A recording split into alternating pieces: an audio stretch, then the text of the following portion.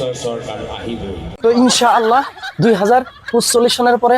কংগ্রেস সরকার আসামের ভিতরে আসবে না না এসবের কোনো প্রয়োজন নেই এখন কথা হলো যে আমাদের ভিতরে কিছু মুসলমান মানুষ আছে 2026 সনে কংগ্রেস সরকার হবো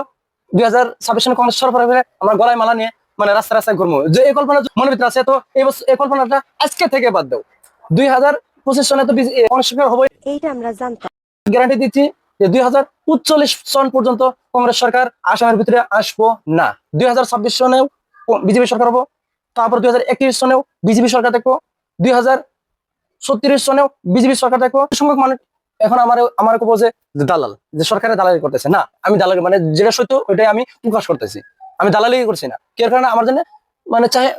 বিজেপি সরকারের আমার প্রবলেম নাই চাই কংগ্রেস সরকার আমার জন্য কোনো প্রবলেম নাই আমি যেটা সত্য ওইটাই প্রকাশ করি আমি তোমার যে অবস্থা বা পরিস্থিতির প্রেক্ষিতে আমি এই কথাটা প্রকাশ করলাম কেবিনেটৰ মই ব্ৰিফিং আপুনি কোন পেপাৰৰ পৰা আহিছে মই এনকে টিভি প্লাস কিয় কাৰণে কৰি আছে এই প্ৰশ্নবিলাক কেবিনেটৰ মই ব্ৰিফিং কৰিছোঁ আপুনি ক'ৰ পৰা এনকে টিভি মানে এইটো আৰু ক'ব গ'লে এতিয়া মোৰ মুখখন খুলিব মই তেতিয়া আপোনাৰ টিভিৰ মালিকৰ ওপৰত ক'ব লাগিব তেতিয়া মই সেই ওপৰত যাব লাগিব মোৰ প্ৰশ্নটো স্যাৰ একো প্ৰশ্ন নাই ভাই যাৰ হাত নিজে লেতেৰা হৈ আছে আৰু মোক কি প্ৰশ্ন কৰিব ইমান এটা থাককচোন বাৰে বাৰে জুবিনক কিয় শান্তিত থাকিব নিদিয়ে কি কৰিছে বেচাৰে আপোনালোকক কি কষ্ট দিছে জুবিনৰ নামটো লৈ আপোনালোকে বিজেপিৰ গভৰ্ণমেণ্টখন ভাঙি দিব খোজে এই কামটোত কিয় লাগি আছে শান্তিত থাকিব দিয়কচোন ল'ৰাজনক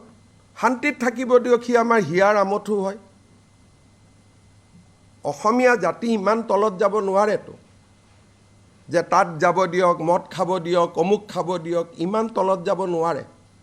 সেইকাৰণে আমি তেজেৰে জুবিনক আমি সন্মান জনাব খুজিছোঁ 18 তাৰিখে মই নিজেও ব্লাড দিম যে জুবিনৰ সন্মান তেজেৰে আমি দিম